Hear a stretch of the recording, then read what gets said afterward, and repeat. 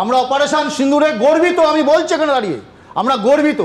আমরা ভারতবর্ষে রাহুল গান্ধী বলেছেন আপনি লড়াই, আপনার সেনাবাহিনীকে আপনি ইনস্ট্রাকশন করুন, জিরো টলারেন্স, আপনি যা করবেন আপনার পাশে আছি। একটা দিনের জন্য আমাদের সবাইকে বলা আছে কোনো রকম বিরোধিতা নয়, ভারতবর্ষের সেনানীদের পাশে দাঁড়িয়ে থাকবো।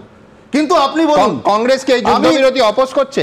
আমি বলুন যে এই যে Trump, K Trump, who is Trump? এই ট্রাম্প নিয়ে ভারতবর্ষের কাশ্মীর ইস্যু, বাইল্যাটারাল ইস্যু, ভারতবর্ষের বিদেশ নীতি নিয়ে ৭৮-৭৬ বছর বয়স ভারতবর্ষে কোনো দিন বিজেপি এসছে, বিজেপি চলে গেছে, কংগ্রেস এসছে, চলে গেছে, কোনো দিন বিদেশ নীতি নিয়ে আমাদের মধ্যে তুতু ম্যায় ছিল না। এটাই ভারতবর্ষ। ওদের পার্লামেন্টে দাঁড়িয়ে বলছে যে রাহুল গান্ধী দাঁড়িয়ে প্রধানমন্ত্রী নরেন্দ্র মোদীর সঙ্গে মিটিং করছে। তোমরা কি যুদ্ধবিরতি অপোজ করছো? Yes or no? এবং নিদর্শন এটা। আজকে ট্রাম্প যখন এই কথা বলছে ব্যবসা, আপনি ভাবুন, বলছে ব্যবসা, আমাদের ২৭ জন নিরীহ নাগরিকের জীবন চলে গেল যার জন্য অপারেশন সিঁদুর, এই ব্যবসা দিয়ে ব্ল্যাকমেল করবে। আর ভারতবর্ষে বিক্রম মিশ্রীরা এত কথা বলবে, একটা উত্তর দেবে না।